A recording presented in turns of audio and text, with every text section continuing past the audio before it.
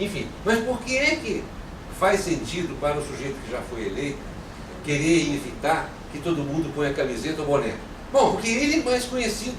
Se o adversário dele, que é novato, não puder colocar boné ou sei lá o quê, melhora as chances dele. Por exemplo, não, é ridículo? Sim, mas de ridículo em ridículo, o eleitor passa menos a conhecer o adversário do sujeito que já foi eleito. Então, um outro exemplo é essa história aí, essa brincadeira, desculpa, corta brincadeira, eu tribunal. O júri não considere o mas esse negócio aí de financiamento exclusivo de campanha, proibir financiamento privado e associar a votação em lista, o que é que os caras adoram esse troço aí? As direções partidárias adoram isso. Por quê? Quem é que eles vão colocar na cabeça da lista? Eles mesmos. Esse é o principal atrativo para eles. As listas partidárias vão ser ocupadas por quem já está eleito. Né? Isso aí aparece sempre. Quem é que aparece na lista partidária? Quem já detém o mandato. E o cacique, fulano, tá. É para isso que serve. Não é serve para mais nada além disso.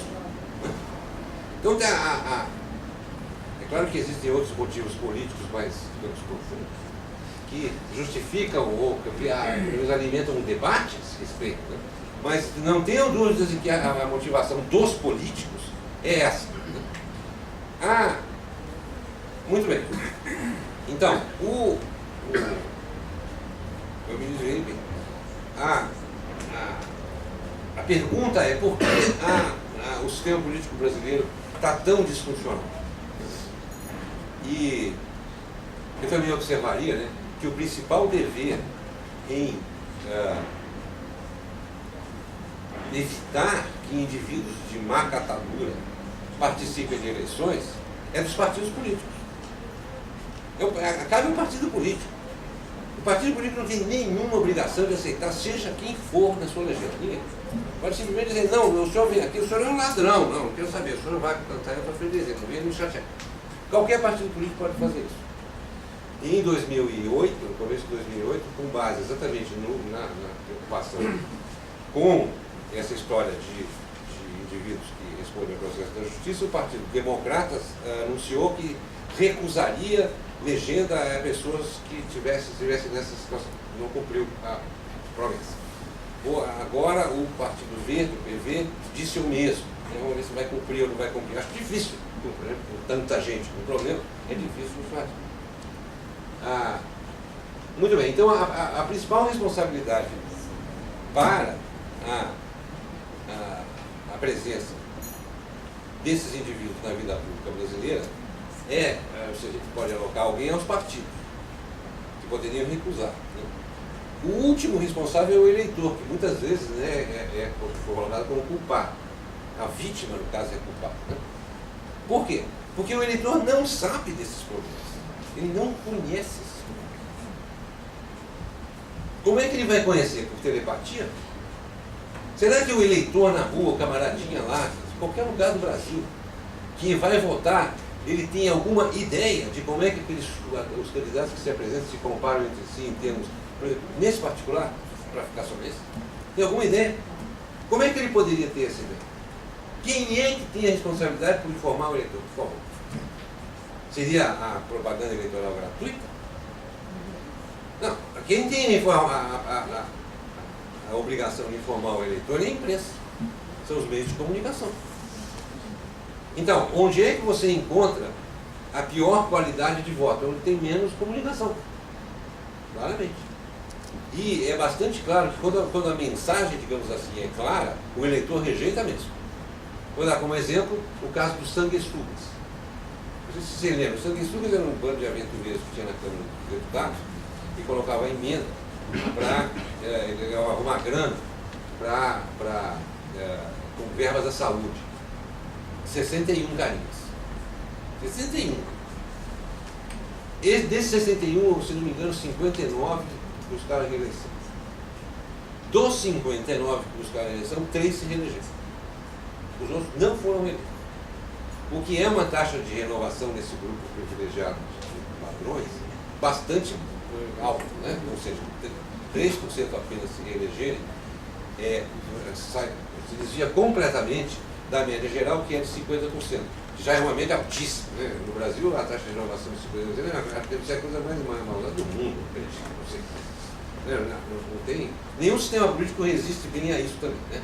50% de taxa de renovação significa que a cada eleição 50% de paraquedistas aparecem nas casas legislativas. O cara não tem a menor noção do que se trata. A cada eleição são metade. Em 2 eleições, ou 3 eleições, você tem 3 eleições, são 12 anos, né? Que é um período de tempo relativamente curto, né? na ordem cósmica das coisas. Você vai ter, em média, 12,5% dos caras que estavam lá atrás. Que é muito pequeno, não tem memória. Não tem memória. Então, o deputado federal que chega na Câmara dos Deputados, ou aqui na Assembleia do Rio de Janeiro, ele chega e ele demora um ano para saber onde é que fica a sala do cafezinho. Quanto mais ou menos. O que também estimula, de acordo com alguns cientistas políticos, a tendência de um sujeito que sabe que se tem 50% de chance de não ser reeleito, ele vai usar aqueles 4 anos para se completar o máximo possível. Afinal, o tempo que eu tenho aqui é muito pouco, mas meter a onda. Esse é um argumento que naturalmente não expressa dessa forma, de uma forma importante. Bom, então, agora, o que faz, eu poderia perguntar bem, o corpo político poderia ter desenvolvido mecanismos de autodefesa, né, dentro do estamento político, independentemente do eleitor, certo? Isso, por que não acontece? Isso é obviamente matéria de especulação. Eu diria que há uma forte tendência disso ocorrer por motivos estruturais, econômicos, mas há uma circunstância material que induz as relações políticas do Brasil de maneira fortíssima, que é a prerrogativa que os governantes, ou os indivíduos que ocupam cargos altos da administração, não precisa ser o governante, a prerrogativa que esse indivíduo tem de nomear pessoas para ocupar os chamados cargos de confiança. Então isso acontece no Executivo, no Legislativo, no Judiciário, no Ministério Público. O sujeito chega lá, desembargador, ele nomeia um monte de gente da cabeça dele. No governo federal, o número de indivíduos que são nomeados dessa forma está entre 40 e 60 mil. Por que entre 40 e 60 mil? Porque há os números que o Palácio do Planalto informa, afirma ser, são cerca de 45 mil. No entanto, há contabilidades que são feitas fora do eixo do poder, dão conta de quase 60 mil. O governador, ex-governador José Serra, de São Paulo, declarou que nomeava 20 mil pessoas. O governo do Distrito Federal, o governador do Distrito Federal, nomeia 20 mil pessoas. Eu acredito que esse deva ser um número parecido com aqui no Rio de Janeiro, se não for mais. Imagina como é que deve ser em Minas. E aí pelo resto. Imagina como é que é no município do Rio de Janeiro. Ou no município de São Paulo. São dezenas e dezenas de milhares de pessoas que são nomeadas à vontade, literalmente, pelos chefes de executivo. Como é que o chefe de executivo opera com isso? Os jornais publicam isso após cada eleição. Acaba a eleição, o cara foi eleito, já aqui, vem cá, bicho, vote comigo, fala para o partido lá, vote comigo, não me chateie, não me fiscalize, aprove o que eu quiser e em troca você fica com tais e tais e tais e tais cargos na administração. É uma compra. Optação via distribuição de cargos. Então, o que isso causa? Isso causa um leque de problemas. Em primeiro lugar, o que os partidos políticos querem com isso? Por que um partido político ou um político quer, às vezes acontece individualmente, particularmente com os senadores, por que um senador quer nomear o superintendente regional do INSS da região não sei o quê? Para quê?